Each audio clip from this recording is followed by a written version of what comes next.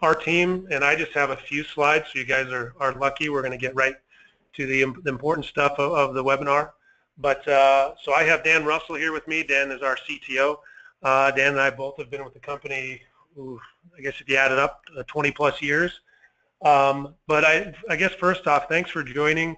We put this invite out with a very short time frame. We wanted to do this in front of a couple events that we had coming up in our region.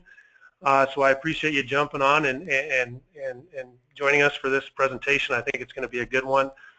We will be recording this, so if you had somebody that you think needed to see this or you want a refresher, we will send that out shortly after the presentation. There's also a Q&A, so we have the audio turned off for now. We'll turn that on at the end so you can ask questions via audio. But in the meantime, if anything comes up during this, we want this to be an open dialogue and make sure we're answering your questions. So please submit those in the questions tab on the bottom. So without further ado, I'll get started on us. So who are we? For the people that don't know us or maybe know us very little, I know we have a lot of loyal customers on. So Pine Cove Consulting, we're based in Bozeman, Montana. We have locations spread out through Montana and Wyoming, and you can see by the dots on the screen there, we're in a lot of places. We've been in the industry for 24 years, really focused on K-12 in the past. That's really been the core of our business. We have done a lot outside of K-12 as well. So I think we have a mix of customers on this, and we appreciate that. So keeping moving here, cybersecurity focus. So that's really been something we have tried to hang our hat on and try to answer the bell for our customers as we are seeing the risks and seeing the damage it's doing for customers out there, and so we're hoping to help you there. Dan Russell serves on the National Security Council for Sophos. He's part of their team, and it's a really valuable asset for us to be a part of that Sophos team. I just currently joined the Meta Network Security Council team here in Montana, which has been great, trying to work with that team to answer some of the problems that we're facing with our schools and other entities around the state. A big one for us, and you can actually go to the next slide, Tom. We won the sorry, I thought that it was the security award was the next one, but we won the National Cybersecurity Award for Sophos last year. So we are very proud of that, being a small company here in the Rocky Mountains. Pretty awesome opportunity for us to win that award from Sophos, and we hopefully we can win more in the future. So I'm going to kick it right over to Tom here. So, and I thank everyone for joining, but I also thank Tom Bailey with Sophos for jumping on and doing this. Tom is the head of product marketing for Sophos as far as the endpoint server and Sophos Central goes. So a lot smarter than I am, and really a benefit for us to have him on this call. We were just talking.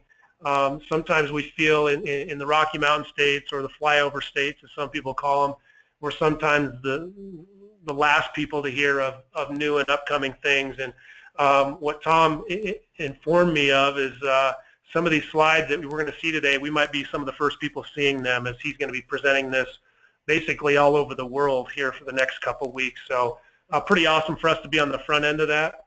And so I'm going to kick it right over to Tom and stop babbling here and really get it to the star of our show, I guess. So Tom, I'll kick it over to you. Thanks very much, Buck. And I want to thank the entire Pine Cove team for hosting today. Look, I don't consider it flyover states. If I get an opportunity to stop in your backyard, I stop. That is some gorgeous country there, so I do make every effort to come out that way. I look after product marketing for Sophos. I'm based in Boston. It's not where I hail from originally, so you won't hear the accent. But I look after endpoint server, the Sophos Central, which is our management platform, security analytics, which is a newer space for us, and then I also look after some of our MSP business. Today we're going to talk about phishing, and we made an acquisition, strategic acquisition, at the tail end of last year, a company called Phish. And interestingly enough, the technology or the IP for that comes out of Utah, so not too far from the Pine Cove headquarters, of course, but we're excited about this new technology, and when you couple it with the rest of the technology that we have within Sophos, there's a really great story about how we can fight phishing. So you'll note the Phish reference here. This is called shaking the hook. We're going to get into phishing proper. What I like about phishing, unlike so much of what else I talk about, is that normally in presentations I'm at the front of the room or at the front of a stage or on a webinar like this, and I'm talking about exploit mitigation. I'm talking about heap spray attacks. I'm talking about crypto ransomware and all the different variants and all the different formats. The great thing about phishing, despite the fact that there's a lot of nuances and there is some really interesting technology that the attackers are using, phishing is kind of like that Samuel L. Jackson movie. It's like snakes on a plane. You know exactly what you're getting. Almost everybody really understands what phishing is all about. So we're testing slides here. However, if you believe that this is a presentation from Pine Cove on how to improve your fly fishing and or trout or bass fishing, this might not be the right one for you, right? So we're going to have a lot of fun with the word fishing, and trust me, we have a lot of fun here at the team. Let me get into it in a serious manner. Phishing is an interesting dilemma for the security industry as a whole, in large part because it targets the end user. The end user ends up becoming the weakest link within any organization. Sometimes we refer to the end user as the human firewall. Right? They end up getting the brunt of a large deal of attacks. If you've been watching Sophos, as you've been watching the industry when it comes to endpoint, you'll know that this whole next-gen endpoint phenomena within the industry has a lot to do with the fact that traditional methodologies have failed in large part because new attack vectors have been going after the end user. And the phishing space is the same. Phishing has evolved in lockstep with what we see within the malware, the ransomware as a service phenomena. I'll show you an example actually of phishing as a service in a moment. The phishing attacks themselves, they're very much designed to attack an end user and looking to exfiltrate data. And or they're probing what is otherwise a very soft target in order to drop malicious code.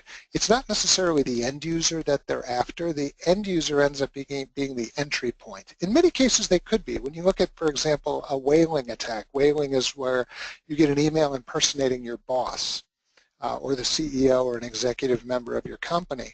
And those are specifically designed to try and get information from that individual. But for the most part, we're trying to lure a soft target. End users are soft in large part because we are naturally curious animals. We all have email at work. We all have email at home. We are all generally eager to help. So we get an email and it says, hey, I could use a little bit of help. Can you click on this attachment? Can you go to this website? As a result, we're naturally curious.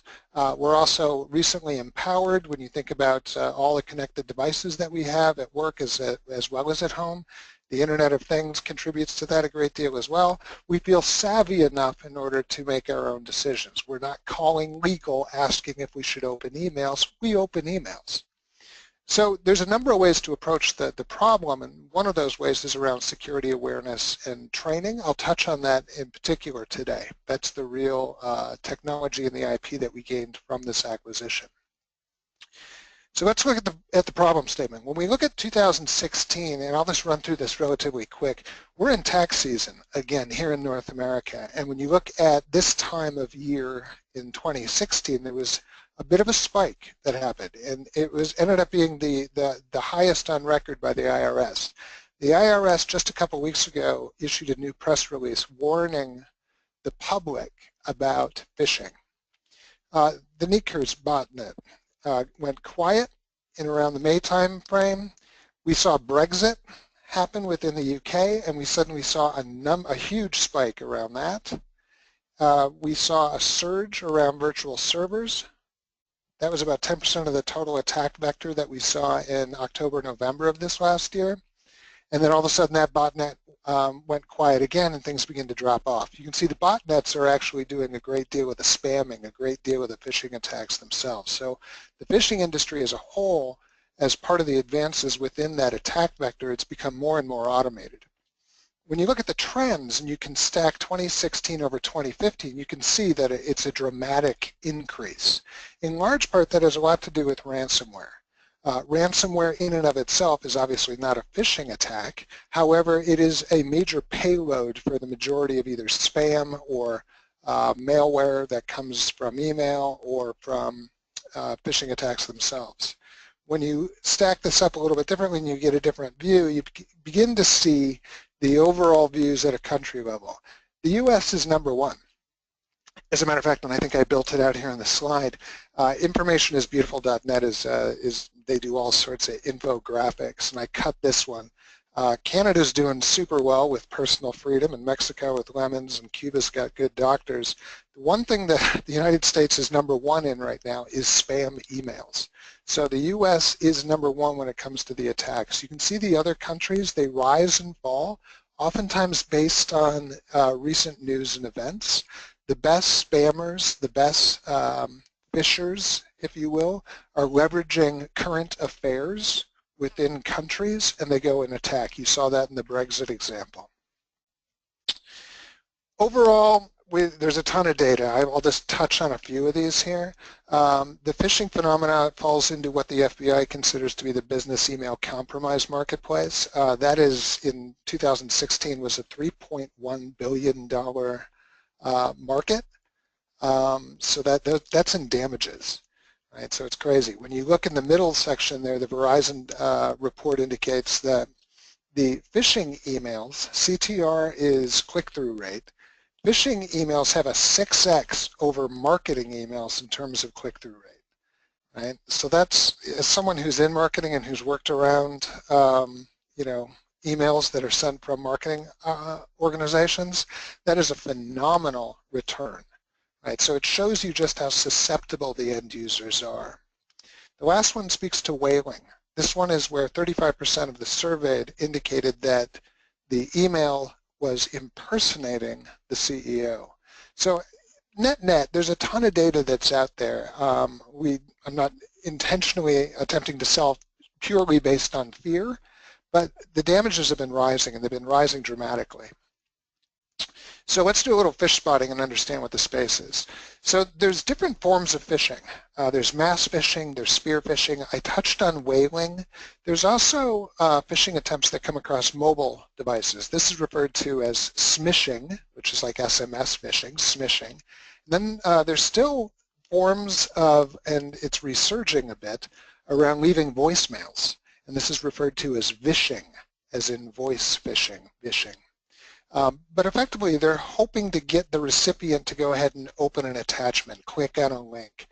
They're looking for them to transfer confidential information in many cases, and or provide keys to the larger organization such that the attacker can do a lateral movement.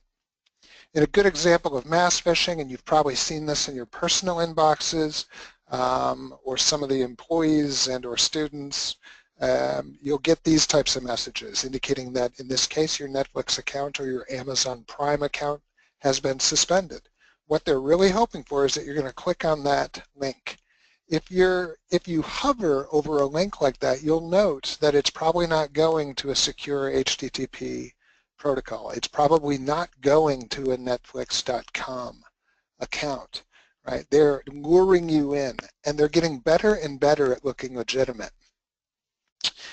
The other type is around spear phishing. Spear phishing is where they're getting information about you, and it's a targeted attack, right? So they're looking for specific assets within an organization. They're hoping to get you lured into providing confidential information about the organization or giving you access to, frankly, where the real information that they want is, and that's usually in the data center or on some critical server. But in this example, you can see, and I chose a British example, but this is effectively the equivalent of the IRS for the UK. But here you can see, you know, it looks very much like an official form. It looks very much like it was tailor-made for the recipient. I'll show you another example of that in a moment. There's all sorts of subsets of this, but spear phishing is basically, this is where the attacker, as opposed to a mass distribution, Like the Netflix example, spear phishing is where they're doing their homework, they're getting detailed information about their target such that it looks more and more legitimate. All of this is part of this business email compromise. So here's how you would go ahead, and I'm picking on poor Mr. Zuckerberg here, and I'm going to pick on him a couple of times in this presentation, in large part because Mark Zuckerberg owns Facebook, of course, and he gives a great deal of information about himself. And what a typical attacker will do, and I'll take you through this in a moment, is that they will go ahead and just leverage the internet to be able to scrape information off of Facebook, off of Twitter, off of Instagram, off of any of the social media sites in order to pull information such that they can better target that individual. Think about this in your environments, you know, largely within academic institutions. This could be like targeting someone within a specific college or targeting someone within a specific public and or private school, right? You're going after an individual, you know that they have, you know, they have exams coming up or something, or they're preparing for some sort of a financial review, right? And you go ahead and tailor the message very specifically to that individual, attempting to lure them in. All of this compounded, of course, by this notion of phishing as a service. So we've seen this, and it's an epidemic. All of these as a service platforms that come up, and we see them most recently in the form of ransomware as a service. And I'll show you a good example of that in 1 second. But the phishing as a service platforms follow the same format, whereby malware as a service or ransomware as a service, these armed with a wallet full of bitcoins, a Tor browser, which allows me to access the dark web, I can go ahead and create a malicious payload. Or in this case, I can leverage an account to go ahead and do some sort of a phishing attack. Now this particular site, this was a Russian one, you can see it is in Cyrillic. This one is no longer available.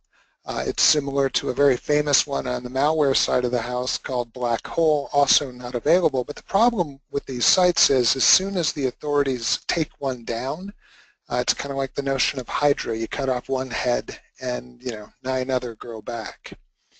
So they are constantly popping up on the internet. We're constantly seeing this within the dark web, and this entire as-a-service phenomena is what is really fueling and driving the majority of malicious code that we see out there today. So this is a video. This is me on a Tor browser on the dark web. I am on a site that is referred to as Satan. It is going to allow me to create a ransomware payload. I sped it up a little bit. But I have now logged in, it's verified me. I'm going to ask it to create a ransomware payload. It has just done that. The only thing that was stopping me was I had to enter that CAPTCHA account. What I just did was created ransomware called ransomware.exe. If I'm smart, I'll actually change the title of that. And I've saved it off to my desktop. Next up, what I would do, of course, is I'd get on Facebook. I'd take a look at our friend Mr. Zuckerberg. I'd go ahead and look at where he works. I'd get information about who's in his life. I'd take a look at where he lives, all the contact basic information, right? All of this I'm going to use as ammunition or as information in order to build out a spear phishing attack, right? Once I've built all this, and as you can see, Mark in particular gives a great deal of information as you would expect. Given his role at Facebook, he's trying to set an example. But I mean, everybody's susceptible as a result. Once we've done this, or now that I've got all of this collected, I can then go ahead and create a phishing attack itself. There are several key positions that are typically targeted. As you can imagine, one of them is IT. Why IT? You would think that the IT folks are the most savvy. And while that is, for the most part, true, you're also the most busy. Right? So you're moving through emails very, very quickly. You're moving from, you know, closing tickets or setting up new projects or rolling out new software, whatever it is you're doing.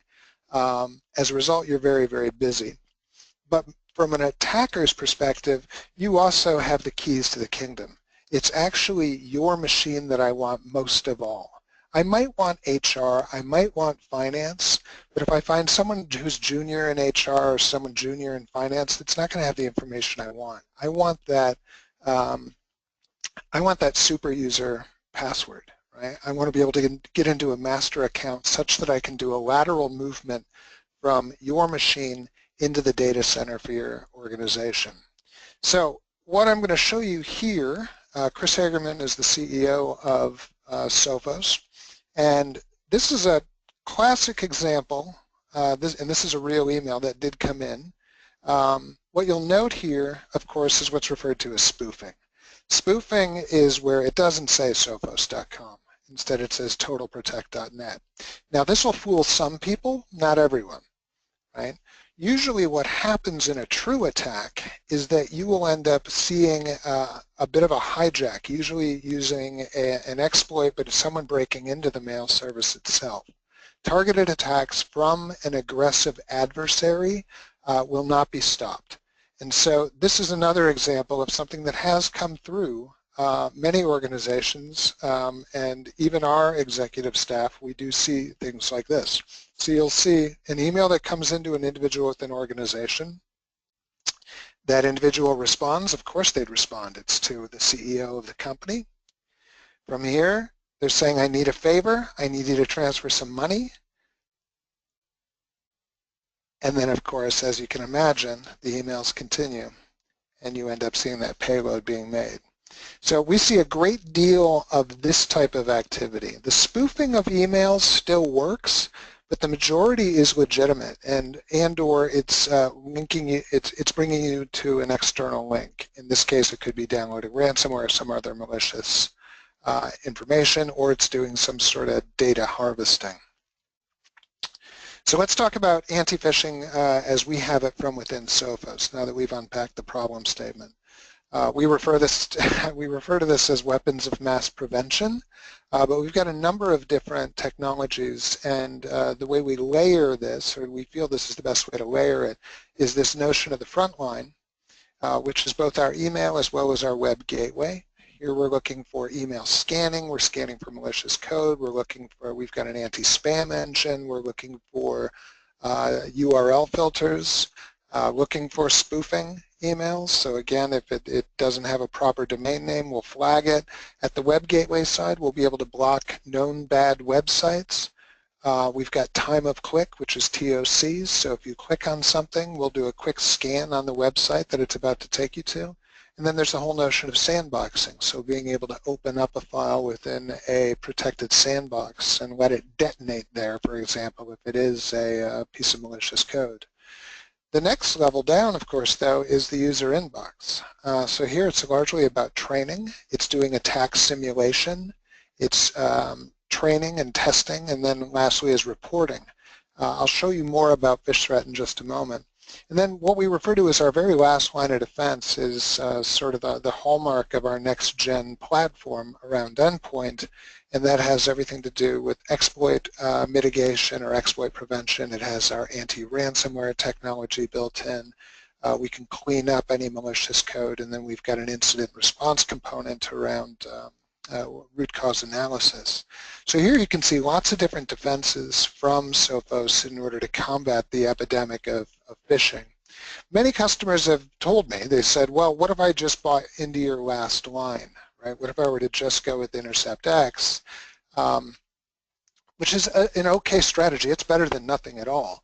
And while you could rely upon something like a next-gen solution, or in our case Intercept X, to stop the actual malicious code from executing, it won't stop things like end users going to websites and entering information into fake forms. Right? Intercept X can't do that. Next-gen endpoint protection can't do that, unless, of course, the URL is known bad. The analogy I've often used is just because I know I have airbags and a seatbelt, it doesn't mean that I should be able to take my eyes off the road. Right? You still want to be able to have the front line, and then in particular focus in on the user and focus in on attack simulation and training. So let me talk about that specifically, and that was this new asset that we made late last year, Sophos Phish Threat. IP asset, so we ended up picking up the technology as well as the team. We folded it very quickly into our management platform, SaaS-based, which is Sophos Central. I won't go through the description on this one, but it is a very, very basic and easy premise to understand. We First and foremost, you pick a phishing attack. From there, you pick a security training module. You enroll your end users, you send it out in the form of a campaign, and then you sit back and you manage the results. Right? So you've got a dashboard. I'll take you through individually each one of these. So here you can see screenshots of Sophos Central. You've got the admin dashboard. You're able to go ahead and select a campaign type. You can see it comes with a whole set of pre-canned campaigns. So in this case, we've got Anytime Fitness, you've got eBay, Amazon Prime. You could go ahead, it's got a full HTML editor, so you could go ahead, open up any one of these, delete all of the text, drop in your own academic institution logo, for example, go ahead, write your message, and then sign it however you wish, and that could be your attack email. So effectively what you're creating here is the attack simulation email that you will send out in order to test your end users. After you've picked your attack or created a fresh and new one, you go ahead and pick your training module.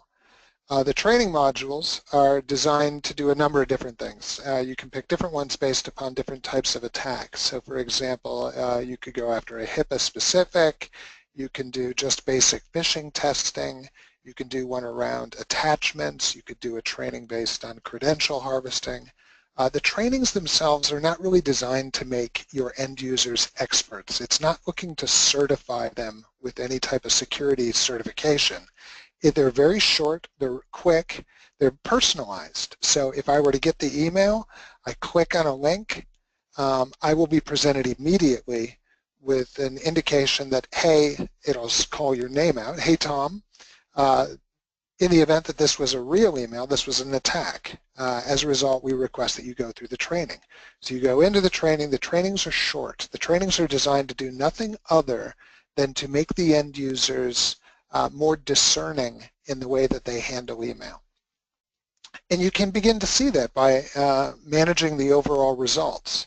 So in this case, you're looking at the dashboard. You can see that the campaign was started, how many of the emails went out, how many were opened, how many people clicked on the actual emails. If it were a credential harvesting campaign, you can see how many users actually went ahead and entered details, how many trainings were started based within the campaign, how many trainings were completed.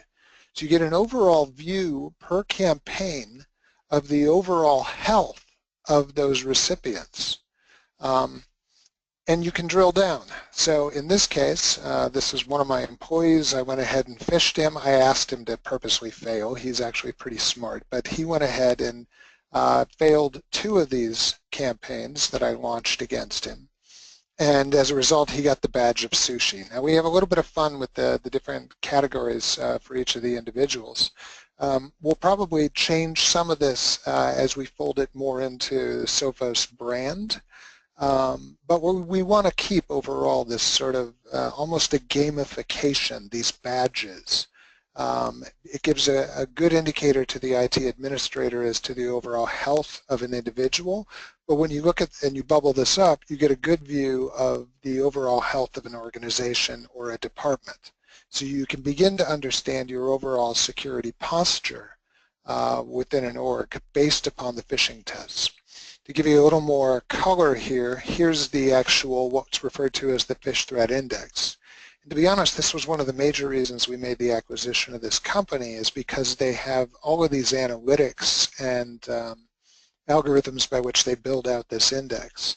And this information for Sophos, for us, will feed directly into our larger strategy around synchronized security. Synchronized security being the technology that combines and integrates our endpoint security with our network security, whereby if one, for example, has routinely failed 5 or 6 times a phishing attack, it means that certain policy decisions might be enacted against them. For example, we're going to have to start blocking access to certain servers or blocking access to the internet, or there needs to be some sort of a proactive training environment or activity that takes place.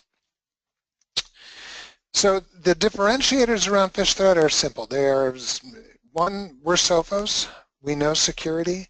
At the beginning of this presentation, I talked quite a bit about the threat landscape, InterceptX and our next-gen endpoint protection, as well as XG Firewall and the work we do on the network side of the house. Unlike a lot of other vendors that are in this space, we do not also train on Office 365, SAP, or Oracle. We are dedicated 100% to security. So as a result, our attack simulation as well as our trainings are going to be the most recent and up-to-date. All of it's integrated within Sophos Central. So if you're a Sophos Central account today, or you're using Sophos Central to manage your endpoint or any of your wireless or email or web products, for example, or server, you'll be able to see that information all in the same dashboard. And the last one is this last piece that I just touched on, which has everything to do with synchronized security. So this is the ability by which we'll be able to correlate the data about a specific end user or their department, for example, getting a feel for their overall security posture such that the overall system can make an informed decision around endpoint or network moving forward. All of it's available today within Sophos Central, so if you're a Sophos Central account, you can jump in there, start a trial, begin to empower some of your end users, start creating an environment in which they're no longer the human firewall. And that is what I got. There's my email address. Happy to take email, and we can actually open it up for questions.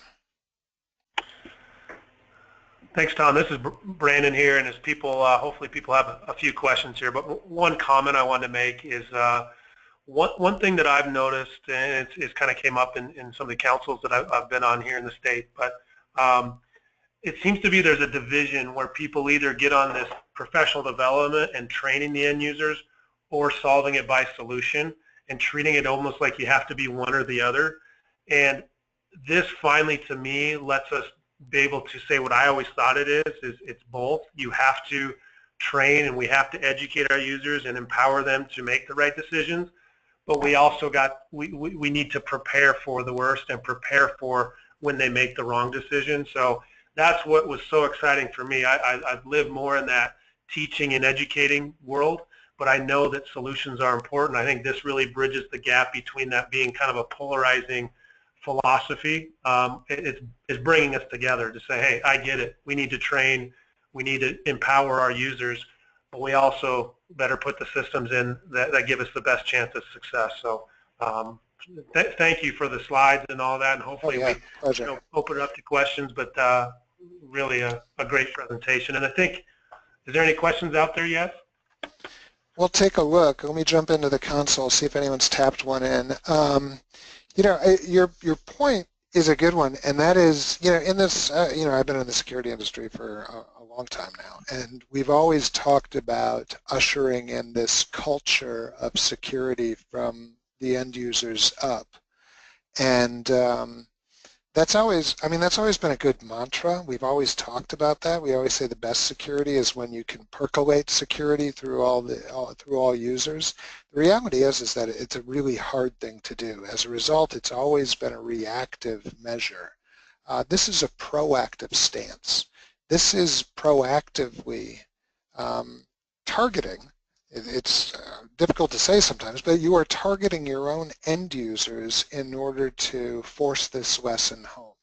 And as a result, what we're finding is rather than end users feeling alienated or hurt in some way that they've been targeted and they failed a campaign, they get it immediately. And they understand that, okay, I get it. I need to be more discriminating around email. I need to read, maybe I need to slow down a little bit. Right? So it's the combination of proactive email, web security out on the perimeter, as well as training the end user at their desk. No questions rolling in here. Not yet. Okay. Well, maybe you could go to the next slide. I'll just maybe talk. I want to make sure while we do have the people on, we can talk about some of the promotions kind of tied to this. But as far as the events coming up, so next week here in Montana, we'll be at the Mass/Meditech event up in Helena. We'll be speaking on Sophos, kind of more of a broader look at the entire Sophos suite. We'll be in Wyoming for the Wyoming Tech Directors Conference in Casper, and then actually speaking and heavily involved at the Wyoming Cybersecurity Symposium in Cheyenne also next month. We'll be in Vegas for the Sophos Discover National Conference, which is always awesome, and then we're also speaking at the Montana Land Title Conference. We're one of their keynotes regarding cybersecurity. So just kind of throwing that out there. If you're going to be at one of those events, make sure you stop by and talk to us. And then, Tom, you can go to the next slide. This is something we're putting together just to kind of create a little bit more buzz. But for the month of March, we are running a promotion. So basically, any Sophos product, as far as licensing goes, if you buy 1 year of any of those Sophos products, we're going to give 6 months free. And if you buy 3 years of any of those products, we'll give an additional 4th year free. So just trying to create some buzz, and you can obviously email the email right on the page or email me directly. But we want to get something going to promote this and get you guys excited about what we are doing and what Sophos is doing for our customers. So I guess with that, if there's not any other questions, I'll certainly leave some silence there at the end to ask them, but please feel free to give us a call. We can do personal demos for this as well. We ran this internally about 30, 45 days ago and really got some tremendous results of how it works. We had some users that were scared to death, which was, I think, a success for us. I think it kind of showed them, you know, this being a real legitimate email away from having a severe problem. So yeah, give us a call, email us. We'd love to help. And again, thanks so much, Tom, for joining us. Really some powerful slides, and we'll keep fighting the fight with you guys. Great. We could take any questions or comments on fly fishing techniques perhaps as well. I don't know. Well, I wish I could say I'm an expert, but we probably have some people on the call that would blow me out of the water. Okay. Well, thanks again, Sophos, all the other people on the call, and thanks for everyone that attended. And we'll keep these going. We'll make this a consistent thing coming from Pine Cove to keep educating on our solutions and what we're bringing to you guys. So thanks again for joining, and we will send this recording out shortly. Great. Thank you. Thank you. Thanks.